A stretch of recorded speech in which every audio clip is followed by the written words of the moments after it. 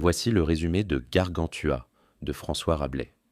Mais au fait, pourquoi cette œuvre de la Renaissance est-elle considérée à la fois comme grotesque et humaniste?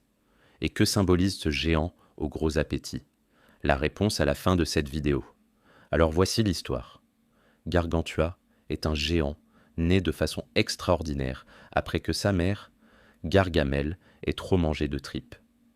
À sa naissance, au lieu de pleurer, il crie « À boire !»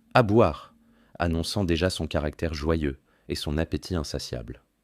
Son père, Grand Gousier, lui offre une éducation traditionnelle avec un précepteur scolastique, mais Gargantua n'apprend rien de bon. Il passe son temps à manger, boire et faire des activités grossières. Il devient paresseux et mal élevé. Comprenant cette erreur, Grand Gousier décide d'envoyer son fils à Paris sous la tutelle de Ponocrate, un humaniste.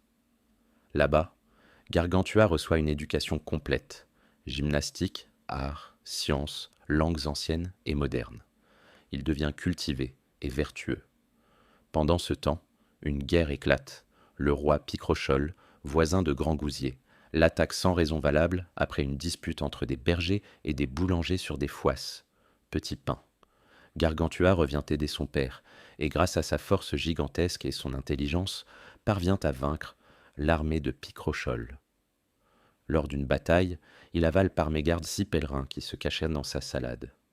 Après la victoire, Grand Gousier se montre clément envers ses ennemis, contrairement à Picrochole qui s'enfuit. Pour récompenser le moine frère Jean, qui a courageusement défendu un monastère, Gargantua lui permet de fonder l'abbaye de Thélème. Cette abbaye est l'opposé des monastères traditionnels. Pas de murs, pas d'horloge, mixité, et une seule règle, fais ce que voudras. Les Thélémites sont des gens nobles, bien éduqués, libres et vertueux qui vivent en harmonie. Alors, que symbolise Gargantua et pourquoi cette œuvre est-elle si importante?